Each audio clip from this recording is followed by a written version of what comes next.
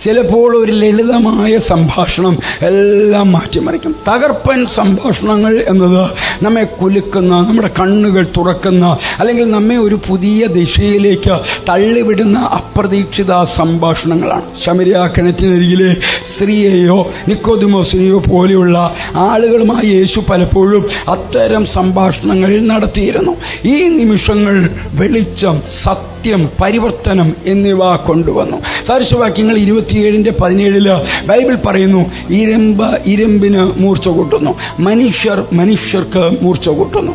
വളരാനും പുനർവിചിന്തനം ചെയ്യാനും മെച്ചപ്പെട്ടവരാകാനും നമ്മെ സഹായിക്കുന്നതിന് ദൈവത്തിന് സത്യസന്ധമായ സംഭാഷണങ്ങളെ അസ്വസ്ഥത ഉളവാക്കുന്ന സംഭാഷണം പോലും ഉപയോഗിക്കാൻ കഴിയുമെന്ന് ഇത് കാണിക്കുന്നു. നമ്മെ തിരിക്കുന്ന സംഭാഷണങ്ങൾക്ക് താഴെ പറയുന്നവ ചെയ്യാൻ കഴിയും. നമ്മൾ ഒഴിവാക്കുന്ന സത്യങ്ങളെ നേരിടാൻ നമ്മെ സഹായിക്കും. മോശം ശീലങ്ങൾ മാറ്റാൻ നമ്മെ പ്രോത്സാഹിപ്പിക്കും. നമ്മുടെ വിശ്വാസത്തെ കൂടുതൽ ആഴത്തിൽ കൊണ്ടുപോകാൻ അത് വെല്ലുവിളിക്കും. ദൈവത്തിന്റെ സ്നേഹത്തെയും പദ്ധതികളെയും കുറിച്ച് നമ്മെ ഓർമ്മിപ്പിക്കും. കഠിനമായ വാക്കുകൾ കേൾക്കുന്നത് എല്ലായ്പ്പോഴും എളുപ്പമായ കാര്യമല്ല.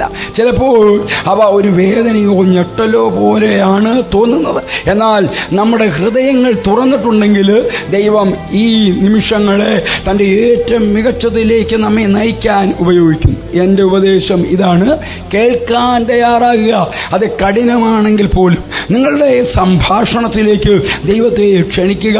എപ്പോൾ സംസാരിക്കണമെന്ന്, എപ്പോൾ കേൾക്കണമെന്നും അറിയാൻ ജ്ഞാനത്തിനായി അപേക്ഷിക്കുക.